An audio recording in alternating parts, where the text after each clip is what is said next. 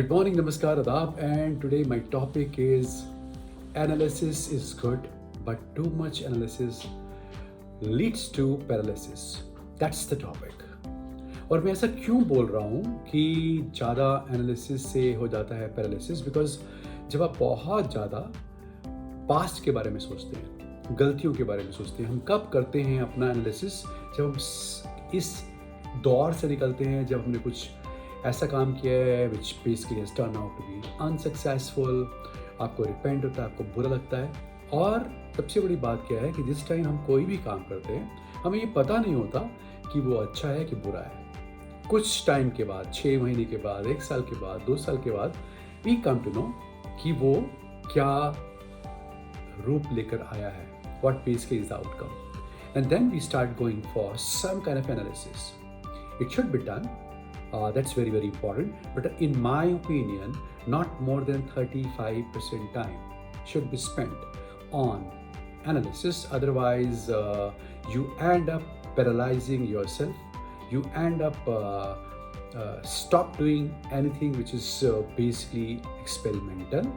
और जब भी आप कोई नए काम करते हैं, एक्सपेरिमेंट्स करते हैं, उससे ही हम सीखते हैं। ये सब बातें मैं इसलिए बोल रहा हूँ because I want that our middle management, which I talked last time, should become smarter, better, more wiser. उसके लिए ज़्यादा ज़रूरत किस बात की है कि हम काफ़ी कुछ करें, काफ़ी सारे काम करें। और जब हम बहुत सारे काम करते हैं तो उनमें से कुछ कामों के अंदर हम होते हैं अनसक्सेसफुल। और लाइफ का एक ख़ास चीज़ है कि सक्सेस से मिलता है हमें confidence, which is very very important. Confidence से एनर्जी मिलती है, करने की और ताकत मिलती है। But at the same time अगर आपको time and again you keep getting all the success, you never know when would you become over confident and when next level will happen in your life and you will become arrogant, कि आप लोगों की सुननी बंद कर देते हो, अपने को बहुत बड़ा मानना शुरू कर देते हो, and that's a wrong thing. And this is one reason to counter that. Failure बहुत जरूरी है। फेलियर से सेटबैक मिलता है, हम सोचते हैं, वी गो फॉर इंट्रोस्पेक्शन, और उससे ठहराव आता है। समझ में आता है कि फेलियर के टाइम पर, ह्यूमिलेशन के टाइम पर या इंसल्ट के टाइम पर हमें कैसा लगता है। It's not that somebody has insulted you, it's not that somebody has intentionally humiliated you, it is when you come to a realisation that the kind of action you took 3 months or 9 months or a year back have not yielded into a good thing. It has flopped, failed, and that gives you so much of bad feeling.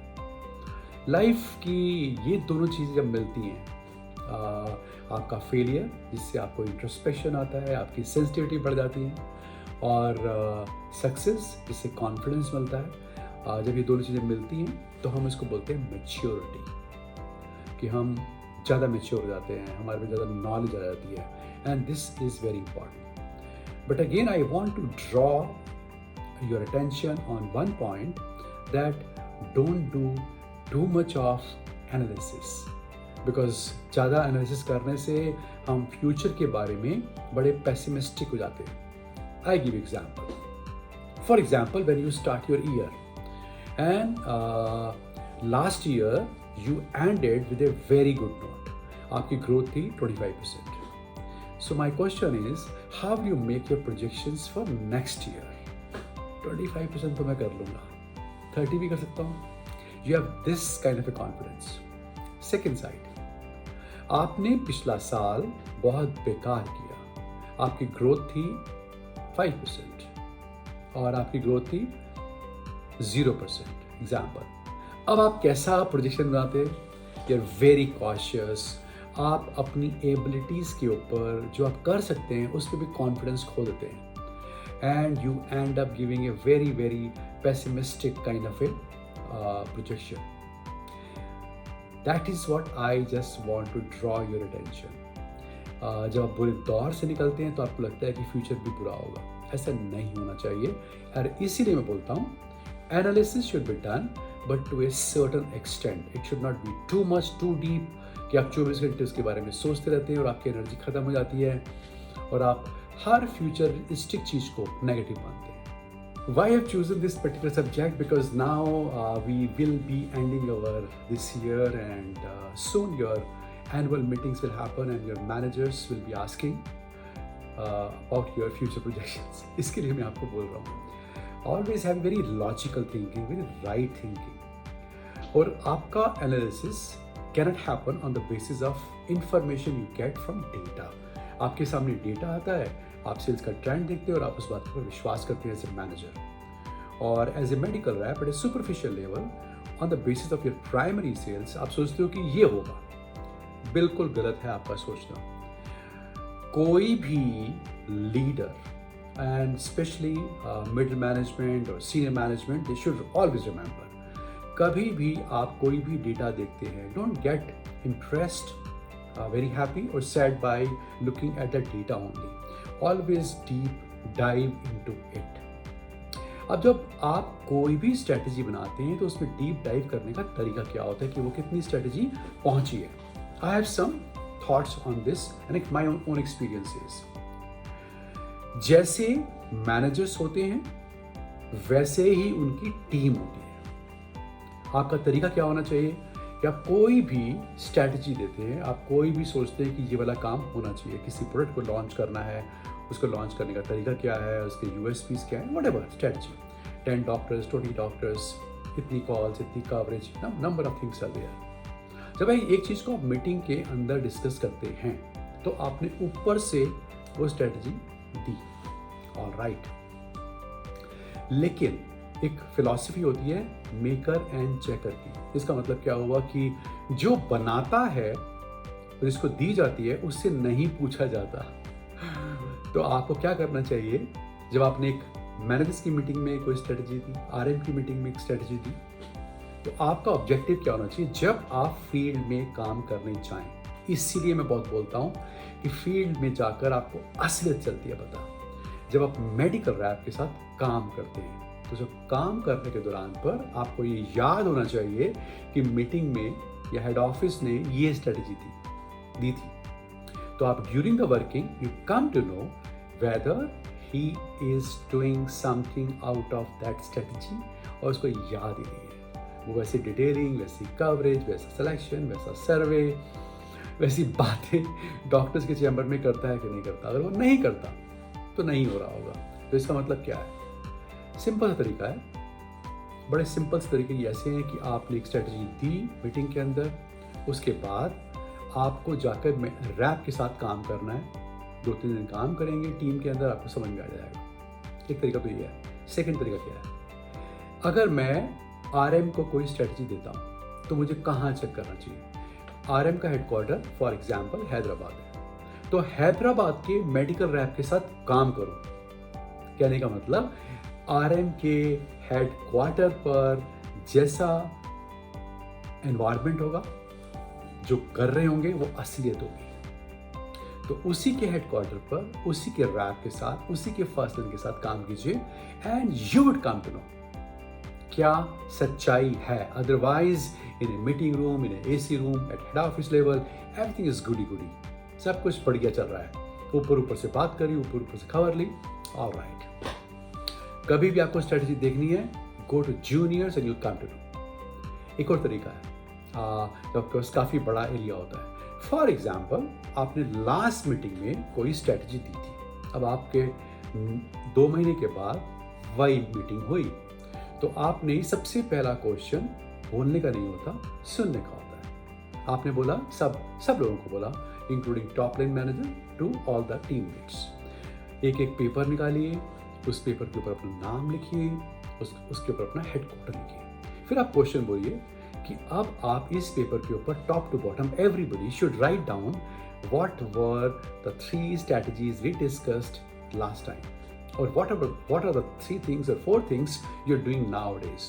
Make sure everybody is writing, and once everybody has written, सबने लिख लिया, तो आप क्या करें, top head को बिल्कुल meeting के सेंटर में लेकर आएं और उससे बोलें, अब आप इसी पेज से जो लिखा है अब पढ़िए, क्या लिखा है आपने। यू विल रीड समथिंग, ये स्ट्रेटजी ये है, ये 2 है, ये 3 है, ये 4 है। या 5 है, whatever he has written, right? आपको इमीडिएटली चलता है पता कि वो टॉप हेड ने जो स्ट्रेटजीज के बारे में बात करी है वो लास्ट मीटिंग में चर्चा भी हुई थी कि नहीं हुई थी। You would come to know. Second step में क्या करना है आपको, अब आपने बोलना है जितने भी वहां पर फर्स्ट लाइन्स हैं आप उनके पास जाइए और बोलिए आपने जो पेपर पे लिखा है वही बोलेंगे आप। फिर आप रैप्स के पास जाइए, जो पेपर पे लिखा है वही बोलिए आप। आपको सिर्फ आधे घंटे के अंदर in 30 minutes you would come to know. In some places manager has written perfect, very good, out of 5 things 4 things are right. तो आप पाओगे उसकी टीम ने भी वैसे ही लिखा है। अगर ऐसा है तो that manager is very effective. वो खुद भी करता है और लोगों से भी करवाता है। सेकंड केस क्या हो सकता है, उसे खुद तो पता है, उसकी टीम को नहीं पता। थर्ड केस क्या हो सकता है कि 50% टीम को पता है, 50% को नहीं पता। चौथा केस क्या हो सकता है, हर एक आदमी उसकी टीम में अलग अलग लिख रहा है। And what's the meaning of that?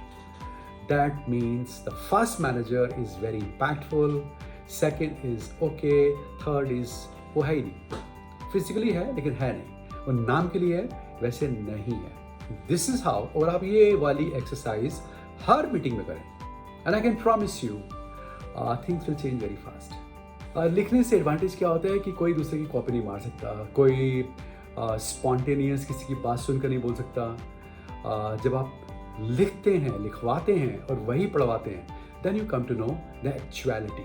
Otherwise तो क्या होता है कि 90% पीपल एक की सुनते हैं दूसरे की जोड़ते हैं। And in number of meetings I have seen that जो बातें लास्ट मीटिंग में हुई भी नहीं है उसके बारे में वो डिस्कस करना शुरू कर देते हैं। जो बात कभी उसने 6 महीने पहले, 10 महीने पहले, 2 साल पहले बोली गई थी।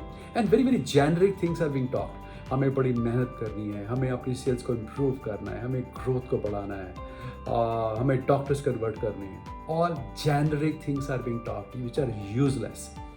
कोई भी स्मार्ट लीडर, टॉप लीडर इस बात को बहुत जल्दी समझ सकता है कि कौन सा मेरा middle manager RM, ZM sharp है और कौन सा नहीं है, कौन सी सिर्फ वेग बातें करता है। इसके अलावा आपको और भी बातें चलती हैं पता।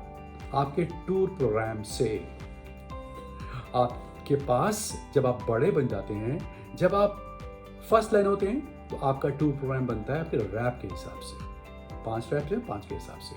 जब आप बनते हैं सेकेंड लाइन तो आपका टूर प्रोग्राम बनता है रैप्स के हिसाब से नहीं, आपके फर्स्ट लाइन के हिसाब से। जब आप बनते हैं थर्ड लाइन तो आपका टूर प्रोग्राम बनता है आपके सेकेंड लाइन के हिसाब से। It is not on the basis of headquarter कि मेरे पे इतने लड़के हैं, नो। आपके पास कितने RM है, आपके पास कितने ZM है, ZM के कौन से एरिया में जाना चाहिए। For example, I am working as a third line और fourth line and I have 6 immediate juniors. अब मुझे अपना टाइम डिवाइड करना है उन 6 लोगों के अंदर, और उन 6 लोगों के कौन से वीक एरियाज में जाना चाहिए, कौन से स्ट्रॉन्ग एरिया में जाना चाहिए। और specifically the most important thing basically is what, उस आपके जूनियर के हेड क्वार्टर पे जरूर जाना चाहिए। घर पे चलता है असली पता, जैसे पिताजी होंगे वैसे बच्चे होंगे, आई एम सॉरी, जैसे बच्चे होंगे जैसे बच्चे होंगे वैसे ही पेरेंट्स होंगे, हमेशा ऐसा होता है। So just have a habit of checking at his own headquarter and then 1 to more areas. This is how you're supposed to make your tour program. Please change it and use this technique and find lot of improvements.